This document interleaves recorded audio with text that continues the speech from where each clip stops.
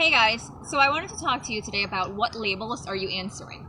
The past few days, I have had random people messaging me about a certain label that has been hanging over my head the past few years.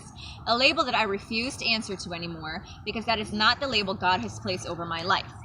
I've always been a no-nonsense, very strict person. If you bring drama to my table, I will shut it down in a second.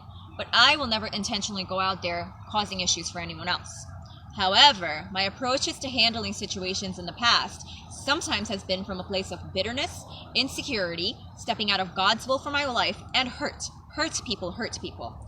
This past year, God has literally reached down and removed these roots from my heart. And I refuse to go back to how and who I was.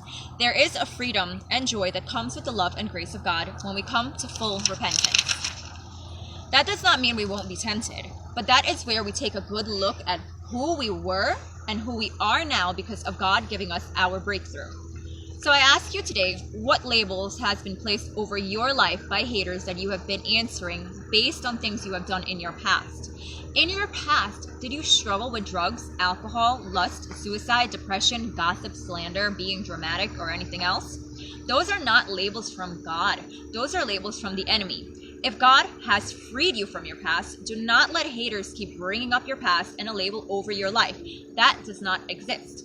God has said, "Come unto me, all who are burdened and heavy laden, and I will give you rest." Go to God with what you are struggling with and rest in His arms.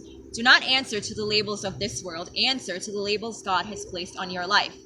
God calls you His beloved. He calls you forgiven. He calls you free. He calls you chosen. He calls you abundantly blessed. He calls you healed. He calls you His anointed child. He calls you beautiful and handsome. He calls you to be joyful and peaceful.